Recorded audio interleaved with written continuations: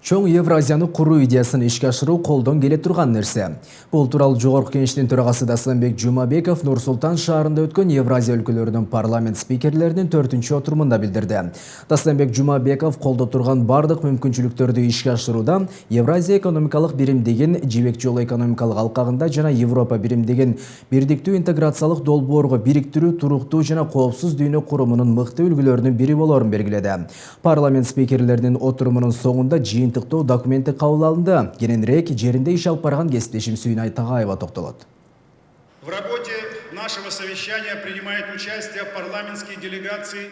Евразия өлкөлөрүнүн парламент спикерлеринин 4-чү отурумуна 65 өлкөнүн делегациялары катышышты. Анын ичинде 41 делегацияны спикерлер жетектеп келген.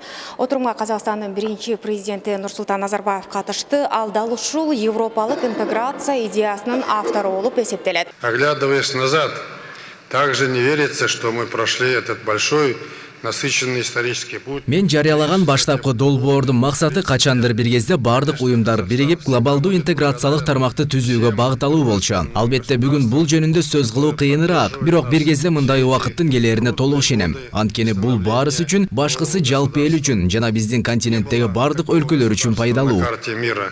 Теперь он появился.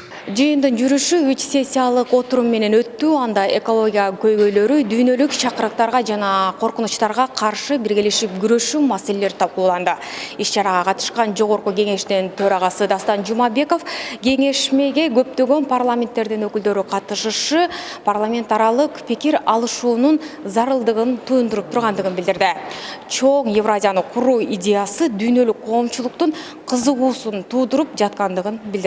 Уважаемые участники совещания, под влиянием Нур-Султан калаасында ушундай ири масштабдагы иш-чараны ийгиликтүү өткөрүп жаткандыгы үчүн казак тарапты куттуктайм. Отурумга Европа, Азия өлкөлөрүнүн парламенттеринин жана эл аралык уюмдардын көптөгөн делегацияларынын катышып жатышы Казакстандын жетишкендиктерин гана эмес, анын тышкы саясаттагы туруктуулугу жана эл аралык коопсуздукту сактоого багытталган аракетин, глобалдык интеграциялоо демилгесин таануу деп билем. Бул багытта парламент аралык дипломатиянын мааниси чоң. Бүгүнкү отурум парламенттер аралык диалогду өнүктүрүү жана жайылтуу, достук, ишеним жана эл аралык кызматташтыкты бекемдөөгө жардам берет. Жана алдыдагы иш-аракеттер жемиштүү болот деп ишенем.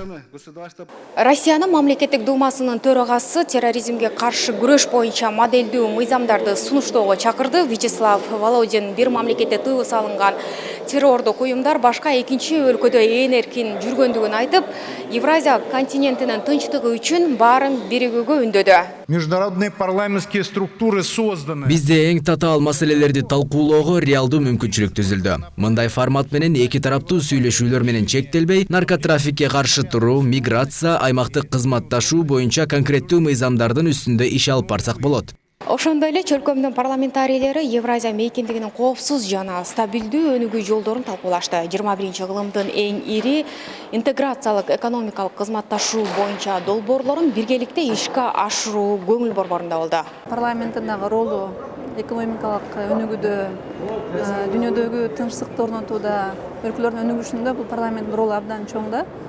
Ошондуктан бул инициатива абдан туура көтөрүлгөн. Жылдан жылга саны, ушул катышкандардын саны көбөйүп атат. Таң эрте башталган Евразия парламент лидерлеринин форумунда ар бир өлкөнүн өкүлдөрүнөн жалпы 50ге жакын докладдар жасалды. Мында эң чоң деп саналып жаткан чөлкөм жетекчилери өз өлкөлөрүнүн өнүгүүсү үчүн тажрыйба алмашуу аракетинде. Белгилей кетсем, Евразия бул бүткүл планетанын 65%, жалпы энергетика жана ресурстардын 75%, жана дүйнөлүк ички дүң продукциянын 40%.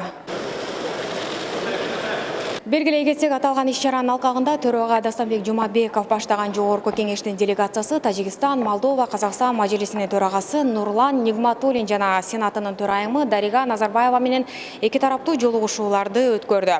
Отурумдун соңунда атайын биргелешкен билдирүү кабыл алынды. Эске салсам, аталган отурум алгач Москвада 2017-жылы Сеулда өткөн Евразия өлкөлөрүнүн парламент жетекчилеринин жыйынын жыл сайын өткөрүү демилгеси аталган эки өлкөгө таандык. Былтыр Түркия мамлекети расмий Казакстанга өткөрүп берген, ал эми 5-чи парламенттик отурум Индонезия мамлекетинде өтөт. Сүйнай Тагаева, Бакыт Маматсаев, Пирамида, Нур-Султан шаары.